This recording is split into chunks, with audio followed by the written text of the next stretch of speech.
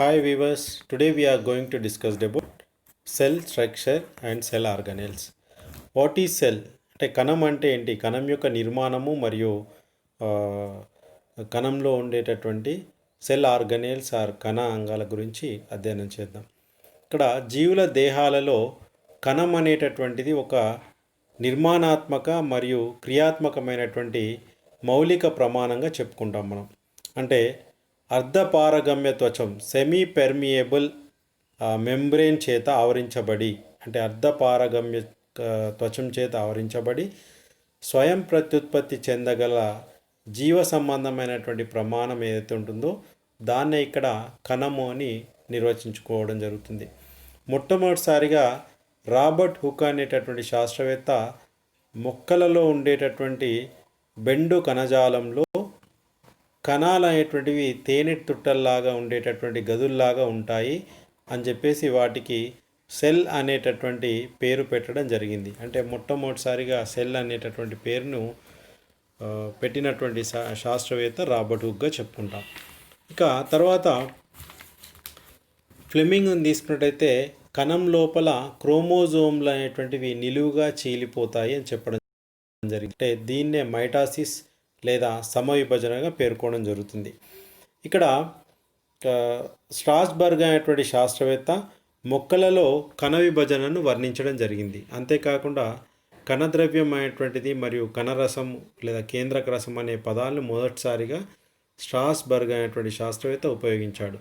ఇక్కడ కేంద్రక పూర్వజీవులు మరియు నిజ కేంద్రక జీవులు అనేటటువంటిది మనం ఇక్కడ చదువుకోవాలి. Prokaryotes and eukaryotes. What is the difference between prokaryotes and eukaryotes అంటే సింపుల్. కేంద్రక పూర్వజీవులు ఏవైతే కేంద్రకమైనటువంటిది అంటే ప్రోటోప్లాజ్మాని లేదా ప్రోటోప్లాస్ట్ని డివైడ్ చేస్తూ సపరేట్గా న్యూక్లియస్ అనేటటువంటి ఐడెంటిఫికేషన్ లేకుండా ఉంటుంది. అంటే కేంద్రక త్వచమైనటువంటిది ఏ కణాల్లో ఉండవో వాటిని మనం ఇక్కడ కేంద్రక పూర్వజీవులు లేదా ప్రోకారియోట్స్గా పిలవడం జరుగుతుంది. ఇక్కడ నిజ కేంద్రక జీవులను తీసుకున్నట్టయితే ఏదైతే కేంద్రకం చుట్టూ స్పష్టమైనటువంటి త్వచమైనటువంటిది ఉంటుందో వాటిని మనం ఇక్కడ నిజ కేంద్రక జీవులు అనేటువంటి పేరు పెట్టడం జరిగింది. ఇప్పుడు కేంద్రక పూర్వజీవులకి ఉన్న బ్యాక్టీరియా అండ్ నీలి ఆకుపచ్చ శైవలాలను తీసుకున్నట్టయితే అండ్ నిజ కేంద్రక జీవులకి మొక్కల యొక్క కణాలు లేదా జంతువుల యొక్క కణాలుగా మనం తీసుకోవచ్చు ఎగ్జాంపుల్గా. ఇక్కడ మనము బ్యాక్టీరియా కణాలు, దీంట్లో ఈ కణాల్లో నిర్దిష్టమైనటువంటి కేంద్రకం ఉండదు. Mitochondria and Golgi complex and endoplasmic reticulum అంటే అంతర్జీవ ద్రవ్యజాలం, గాల్జీ సంక్లిష్టము మరియు కణాంగాలు అనేటువంటివి ఇలాంటివి ఉండవు మనకి. ఇక్కడ కణం మధ్య భాగంలో ఒకే ఒక క్రోమోజోమ్ అనేటువంటిది ఉంటుంది.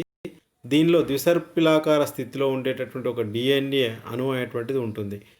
కేంద్రక ప్రాంతం కానీ శ్వాసక్రియ ఎంజైమ్లు కలిగినటువంటి సంక్లిష్టాలు కానీ నిర్దిష్టమైన త్వచాల చేత కప్పబడి ఉండవు. దీంట్లో ఈ కణాలలో కణ విభజనను మనము అవసరమైనటువంటి ప్రత్యేక పరికరం లేదా యాంత్రికమైనటువంటిది, అంటే కణ విభజనకు ప్రత్యేకమైనటువంటి యాంత్రికమైనటువంటిది ఉండదు. ఫలితంగా అనేటువంటివి అసమ విభజన ఎమైటాసిస్ మెథడ్లో బైనరీ ఫ్యూజన్ను చేసుకుంటాయి అన్నమాట.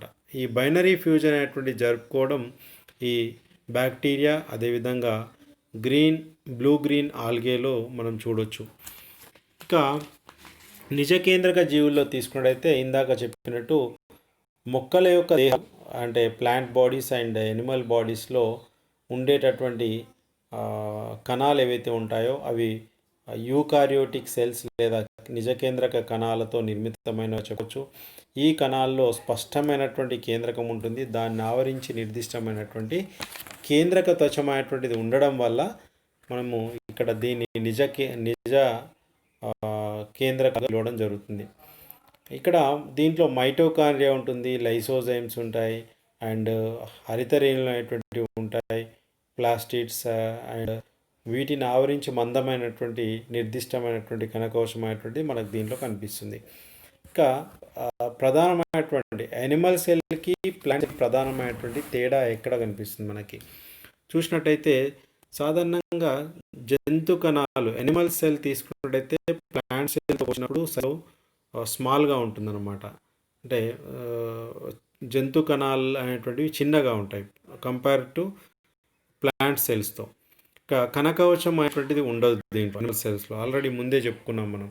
దెన్ నెక్స్ట్ కణత్వచం, వృక్ష కణాల్లో తీసుకున్నట్టయితే కణత్వచం ఆవరించి మందమైనటువంటి సెల్యులోజ్ అనేటువంటి పదార్థం చేత నిర్మితమైనటువంటి కణకవచం మనం మొక్కల కణాల్లో చూడొచ్చు. ఇక రిక్తికలు అనేటువంటివి చిన్న పరిమాణంలో ఉంటాయి దేంట్లో, ప్లాంట్స్ ఎనిమల్ సెల్స్లో. అదే ప్లాంట్ సెల్లో తీసుకున్నట్టయితే పక్వ స్థితిలో ఉన్నటువంటి వృక్షకణం మధ్య భాగంలో ఒక పెద్దదైనటువంటి రిక్తిక ఉంటుంది, దాన్ని వ్యాక్యూల్ అంటాం మనం. దీనిని ఆవరించి కణద్రవ్యం పలుచని పొర వలె ఉంటుంది, దాన్నే మనం ఇక్కడ ఆద్య జీవ పదార్థంగా పిలుస్తాం మనం.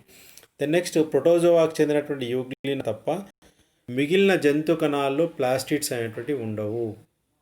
ఇక వృక్ష కణాల్లో తీసుకున్నట్టయితే ప్లాస్టిడ్స్ అనేటువంటివి కంపల్సరీగా ఉంటాయి, ఎందుకంటే అదే ఇంపార్టెంట్ రోల్. అంటే ఎనిమల్ సెల్ వేరియేషన్ అనేటువంటిది ఇక్కడే ఉంటుంది. అందుకే ఇవి అటోట్రోప్స్ అయ్యాయి ప్లాంట్ సెల్స్ అనేటువంటివి. ఇవేమో పారాసైటిజం అనేటువంటిది లేదా సాప్రోఫైట్ సెల్ ఎనిమల్ సెల్స్ అనేటువంటివి మనము చూడవచ్చు. ఇక ఒకే ఒక సంక్లిష్టమైనటువంటి మరియు విస్పష్టమైనటువంటి గాల్జీ సంక్లిష్టమైనటువంటిది గాల్జీ సైకిల్స్ అనేటువంటి కాంప్లెక్సెస్ అనేటువంటివి ఎనిమల్ సెల్స్లో ఉంటాయి. అదే వృక్ష కణాలు తీసుకున్నట్టయితే గాల్జీ సంక్లిష్టం అనేక చిన్న సరళమైనటువంటి ప్రమాణాలుగా ఉంటుంది, వాటినే డిక్టియోజోమ్ అని పిలుస్తాం మనం. ఇది ఇంపార్టెంట్ అనమాట. సెంట్రోజోమ్ మరియు సెంట్రియోల్ అనేటువంటివి సెల్లో మనం చూడవచ్చు. అదే ప్లాంట్ సెల్లో చూసినట్టయితే దీస్ ఆర్ ఆబ్సెంట్, అంటే సెంట్రోజోమ్ అండ్ సెంట్రియోల్ అనేటువంటివి ఉండవు. ఇక నెక్స్ట్ కణద్రవ్యం అనేటువంటిది కుంచనం పడడం ద్వారా విభజన చెందుతుంది అని చెప్తాము. ఇక్కడ మాత్రము కణఫలకం అనేటువంటిది ఏర్పడడం ద్వారా జరుగుతుంది. ఇక ప్లాంట్ సెల్లో ఉండేటటువంటి సెల్ ఆర్గనెల్స్ని ఒకసారి అబ్జర్వ్ చేద్దాం. ప్రతి సజీవ కణంలో రెండు ప్రధానమైన భాగాలు ఉంటాయి. ఒకటేమో cell wall, second one is protoplast, అంటే కణకవచము మరియు జీవ పదార్థం అనేటువంటి రెండు భాగాల్ని మనం చూడవచ్చు. ఇక్కడ జీవ పదార్థకంలో కణ పొర అంటే సెల్ మెంబ్రెయిన్, అదేవిధంగా జీవ పదార్థము ప్రోటోప్లాజం భాగాలుగా ఉంటాయి. జీవ పదార్థం కణంలోని అతి ముఖ్యమైనటువంటి భాగం, ఇది రసాయనికంగా మరియు భౌతికంగా చాలా సంక్లిష్టమైనది అనుకుంటాం. కేంద్రకం తప్ప మిగిలినటువంటి జీవ పదార్థాన్ని మనము సైటోప్లాజం లేదా కణద్రవ్యంగా తీసుకోవచ్చు. కణద్రవ్యంలో ఇంకా సూక్ష్మ అంటే సెల్ ఆర్గనెల్స్ అనేటువంటి ఉంటాయి. వీటిని plastids and mitochondria, ribosomes and Golgi complexes, లైసోజోమ్లు అండ్ పెరాక్సిజోమ్లు, ఇవన్నీ కూడా మనం దీంట్లో చూడవచ్చు. Spherosomes also present in plant సెల్లో. ఇక వృక్ష కణాన్ని ఇందాక చెప్పుకున్నట్టు మనము కణకవచము అండ్ జీవ పదార్థకము, సెల్ వాల్ అండ్ ప్రోటోప్లాస్ట్ అనేటువంటి రెండు భాగాలుగా విభజించడం జరిగింది. మళ్ళీ ఇది తిరిగి కణద్రవ్యము కేంద్రకంగా విభజన చెందబడుతుంది. కణద్రవ్యాన్ని తీసుకున్నట్టయితే సైటోప్లాజం తీసుకున్నట్టయితే ఇది సెల్ ఆర్గనెల్స్ అండ్ ఇంకోటి నిర్జీవ పదార్థాలుగా విభజించబడి ఉంటుంది. ఇక్కడ కణాంగాలు నిర్జీవ పదార్థాల్లో తీసుకున్నట్టయితే కణాంగాల్లో ఇందాక endoplasmic reticulum, ribosome and mitochondria and Golgi సంక్లిష్టం, లైసోజోమ్ అండ్ ప్లాస్టిడ్స్ అండ్ సూక్ష్మ దేహాలు అనేటువంటివి మనం చూడవచ్చు. దెన్ నెక్స్ట్ నిర్జీవ పదార్థాలు తీసుకున్నట్టయితే రిక్తికలు అంటే వ్యాక్యూల్స్ అండ్ రేణువులు, గ్రాన్యూల్స్ అండ్ కుటాలు అనేటువంటి నిర్మాణాలు చూడవచ్చు. ఇంకా కేంద్రకం తీసుకున్నట్టయితే న్యూక్లియస్లో కేంద్రక త్వచము, సెల్ మెంబ్రెయిన్ న్యూక్లియస్ మెంబ్రెయిన్, కేంద్రకాంశము అంటే న్యూక్లియోల్ అండ్ కేంద్రక రసము అండ్ క్రోమాటిడ్ అనేటటువంటి నిర్మాణం అనేటువంటి మనం దీంట్లో చూడవచ్చు. ఇక కణకవచాన్ని తీసుకున్నట్టయితే సెల్ వాల్ని తీసుకున్నట్టయితే నిర్జీవ పదార్థంతో తయారైనటువంటి కణకోశం అనేటువంటిది ఉండడం వృక్ష కణాల యొక్క లక్షణం. ఇది కణానికి ప్రత్యేక రకమైనటువంటి ఆకృతిని తీసుకొస్తుంది. అంటే ఫర్ ఎగ్జాంపుల్ మనకి కాకుండా కణానికి రక్షణ ఇవ్వడానికి తోడ్పడుతుంది. కణకోశ పదార్థాలు జీవ పదార్థం నుండి స్రవించబడతాయి. అదేవిధంగా లేత కణాలను ఆవరించి ఉండేటటువంటి పల్చని కవచాన్ని ప్రాథమిక కవచం అంటాం మనం, ప్రైమరీ సెల్ వాల్. ఈ పక్కపక్కన ఉండేటువంటి రెండు కణాల ప్రాథమిక కవచాలను కలుపుతూ మధ్యపటలిక ఉంటుంది, మిడిల్ లామెల్లా. ఇది కాల్షియం, మెగ్నీషియం, పెక్టిన్ అనేటువంటి పదార్థాల చేత నిర్మితమై ఉంటుంది. ఇక విభాజ్య కణాల్లోని మృదు కణాల్లోనూ ప్రాథమిక కవచం మాత్రమే ఉంటుంది. దీనిలో ముఖ్యంగా సెల్యులోజ్, హెమీ సెల్యులోజ్ అనేటువంటి ఇతర పాలీసాకరైడ్స్ అనేటువంటి ఉంటాయి. ప్రాథమిక కణకవచం స్థితిస్థాపక కలిగి కణ వ్యాకోచాన్ని ఇది నీటిని మరియు లవణాలని లవణాలకి పారగమ్యంగా ఉంటుందన్నమాట. ఇక ఇది దీని యొక్క ఫంక్షన్ తీసుకున్నట్టయితే, అంటే దీంట్లో మళ్ళీ ప్రాథమిక అంటే ఫస్ట్ ఇది ఎలా ఫామ్ అవుతుంది అనేది ఒకసారి చూద్దాము. అంటే ప్రైమరీ సెల్ వాల్ అంటున్నాము, మిడిల్ లామెల్లా అంటున్నాము, ద్వితీయ కణకవచం కూడా ఏర్పడుతుంది దీంట్లో.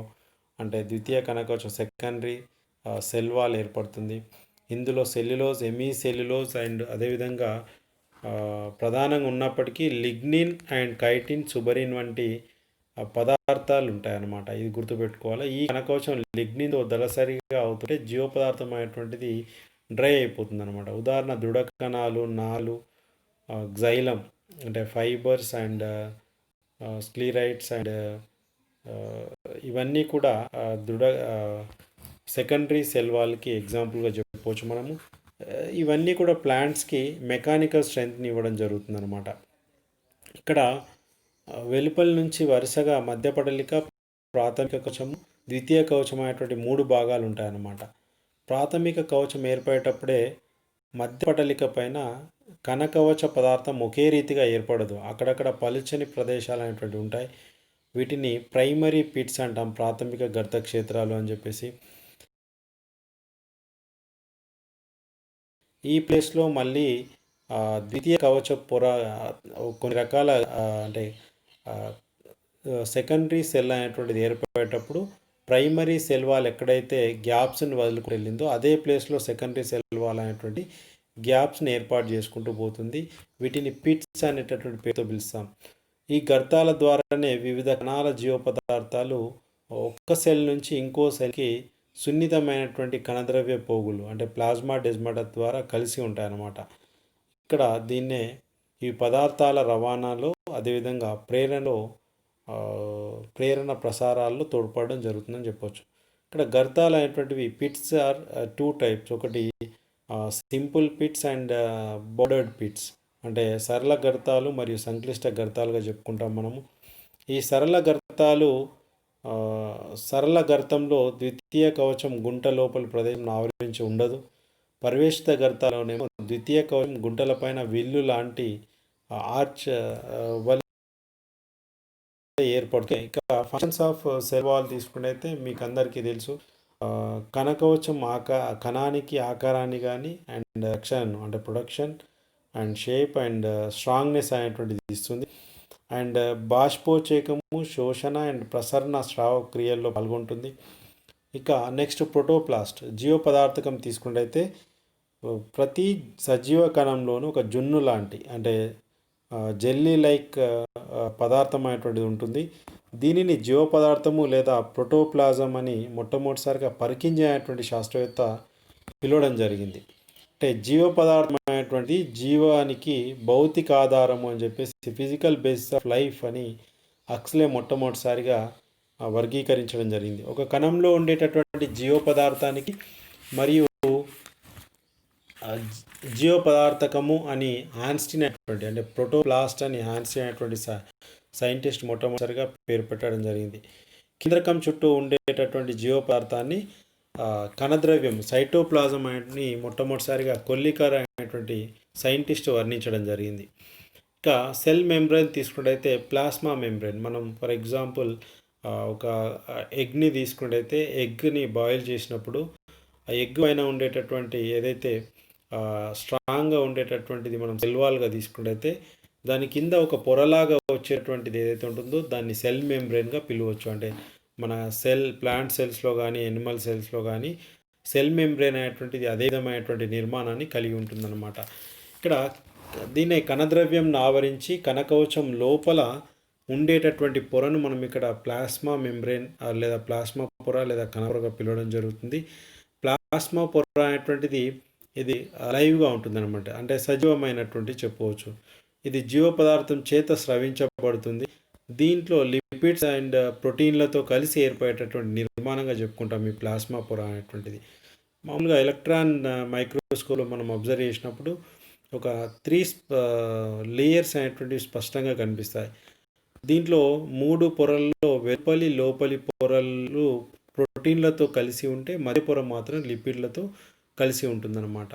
వెలుపలి మరియు లోపలి ప్రోటీన్ల పొరల మందమైనటువంటి 20 యాంగ్స్ట్రామ్స్ ఉంటే లిపిడ్లు ఉన్నటువంటి మధ్య పొర మందము 35 యాంగ్స్ట్రామ్స్ ఉంటుంది. అంటే దీన్నే ఇక్కడ ప్రమాణ త్వచం యూనిట్ మెంబ్రెయిన్ అనేటువంటి పేరుతో మొట్టమొదటిసారిగా రాబర్ట్సన్ అనేటువంటి సైంటిస్ట్ వర్ణించడం జరిగింది.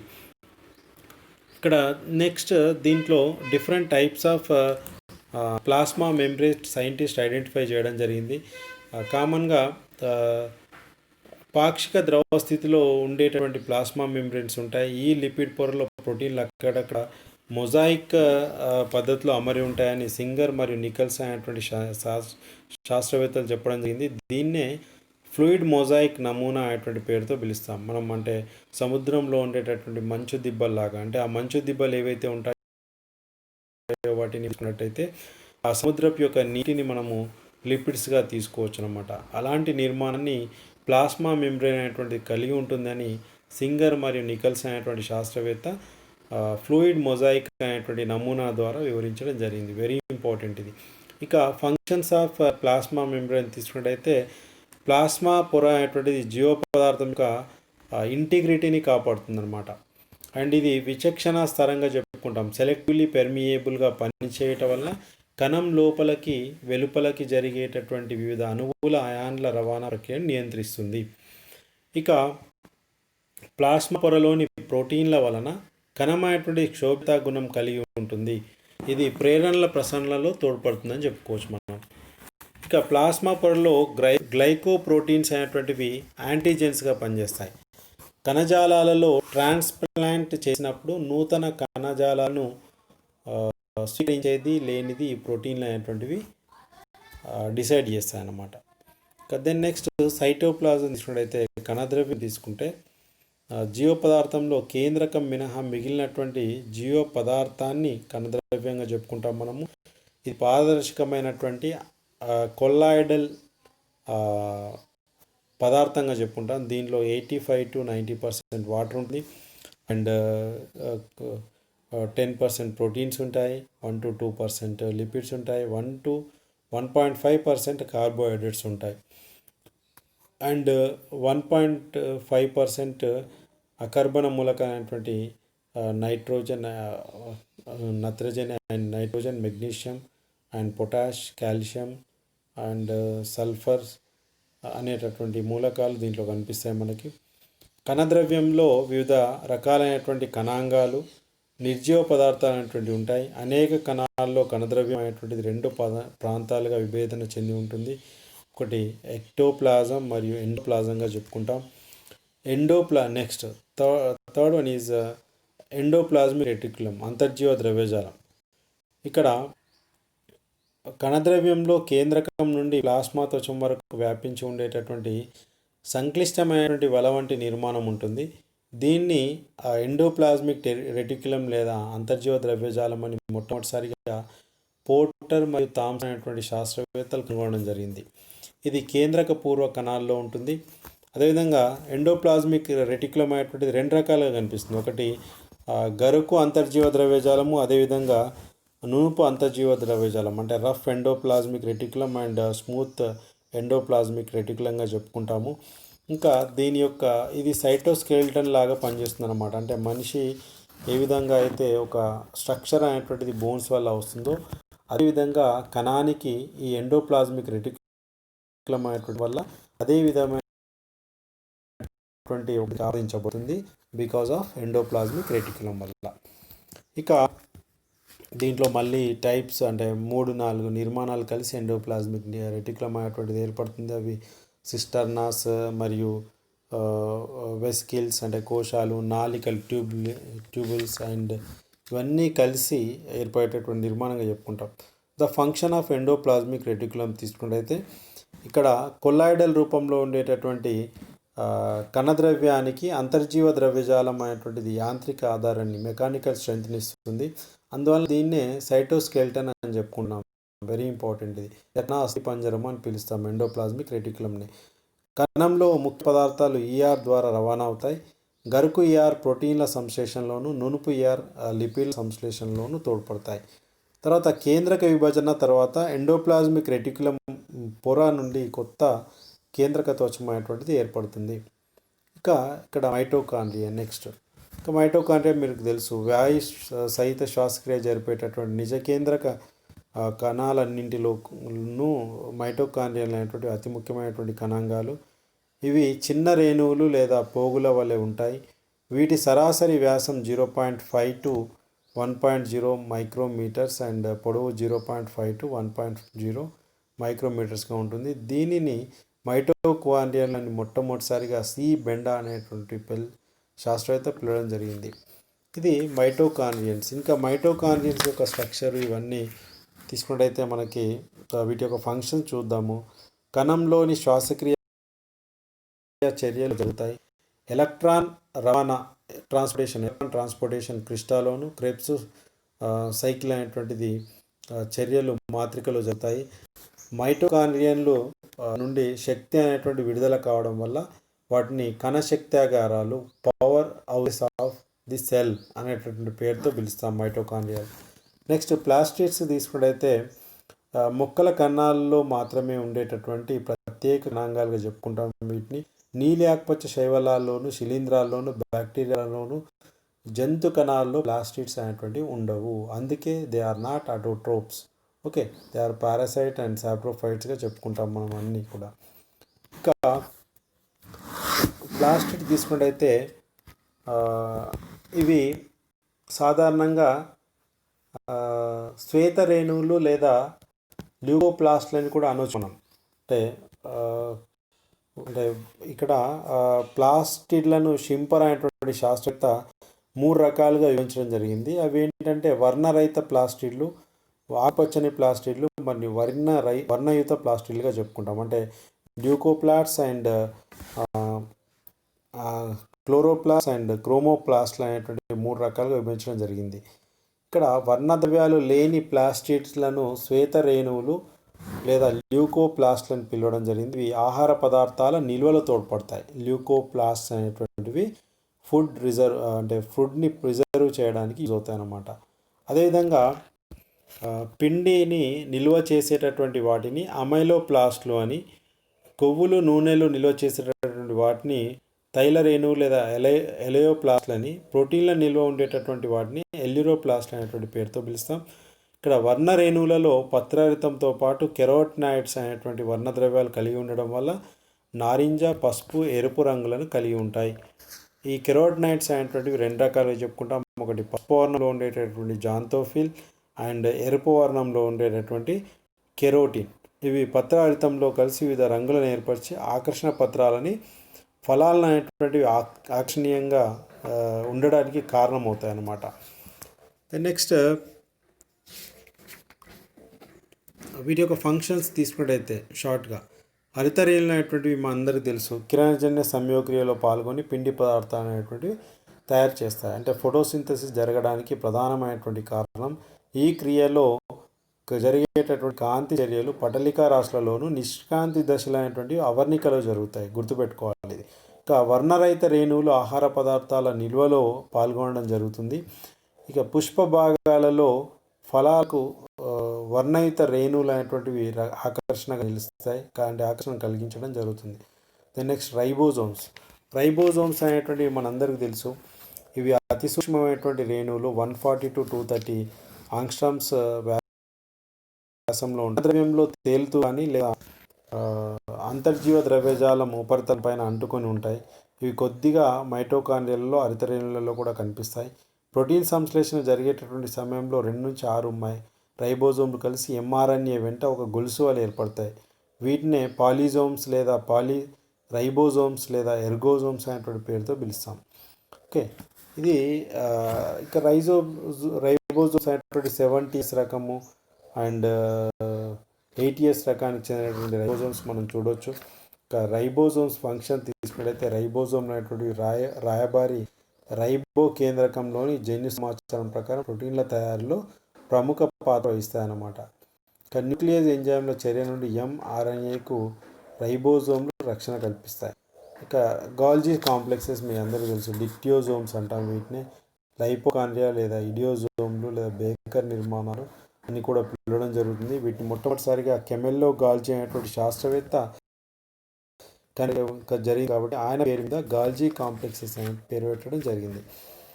ఇక నెక్స్ట్ స్పీరోజోమ్లు అంటే వీటి యొక్క గాల్జీ సంక్లిష్టాల యొక్క ప్రధానమైనటువంటి ఫంక్షన్ ఏంటంటే స్రావక్రియలో ముఖ్య పాత్ర వహిస్తాయి. కణ విభజన జరిగే సమయంలో కణఫలకమైనటువంటి ఏర్పాటులో పాల్గొంటాయి.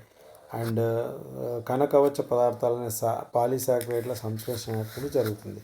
నెక్స్ట్ స్పీరోజోమ్లో ఇవి గోళాకారంగా 0.5 to 1 మైక్రోమీటర్ వ్యాసంలో ఉండేటటువంటి రిక్తికలు. వీటిలో కొవ్వు పదార్థాలు జల విశ్లేషణ ఎంజైమ్లు అధిక శాతంలో ఉంటాయి.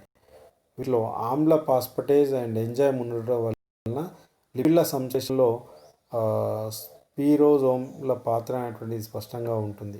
ఇంకా ఇవి ఫంక్షన్ తీసుకున్నట్లయితే స్పీరోజోమ్లు జల విశ్లేషణ చర్యల్లో స్పీరోజోమ్స్ అనేటువంటి పాల్గొంటాయి.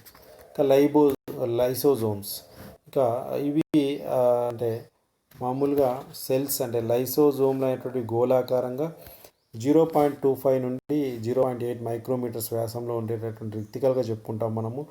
వీటిని ఆవరించి ఒక ప్రమాణ త్వచం ఉంటుంది. త్వచం లోపల 10 నుంచి 12 రకాల జల విశ్లేషణ ఎంజైమ్స్ అంటే హైడ్రోలైటిక్ ఎంజైమ్స్ అనేటువంటి ఉంటాయి. ఈ ఎంజైమ్లు కొంచెం ఆమ్లయానక స్థితిలో యాసిడ్ మీడియం సమర్థంగా పనిచేయటం వలన వీటినన్నింటినీ కలిపి ఆమ్ల హైడ్రోలేజ్ అంటే ఎసిడిక్ హైడ్రోలేజ్గా పిలవడం జరుగుతుంది. కణం చనిపోయినప్పుడు లైసోజోమ్ల యొక్క త్వచం చితికిపోయి వాటిలోని ఎంజైమ్లు విడుదలై మిగిలిన కణాలను నశింపజేస్తాయి అన్నమాట. ఈ విధంగా అవసరం లేని భాగాలను స్వయం విచ్చిత్తి ఆటోలైసిస్ చేయడానికి లైసోజోమ్లు అనేటువంటి సహాయపడడం జరుగుతుంది. అందువలన ఈ లైసోజోమ్లని కణశక్తాగారాలు లేదా కణం స్వయం విచ్చిత్తి కోశాలుగా పిలవడం జరుగుతుంది. ఇది బ్రీఫ్గా మనకి కేంద్రకం మీ అందరికీ తెలుసు, న్యూక్లియస్ అనేటువంటిది అతి ముఖ్యమైనటువంటి కణాంగం. కేంద్రకం కణాలనే యూకారియోటిక్ సెల్స్ అని ఇంతకుముందు చదువుకున్నామంటే నిజ కేంద్రక జీవులు అని పేరుతో పిలుస్తాం. నెక్స్ట్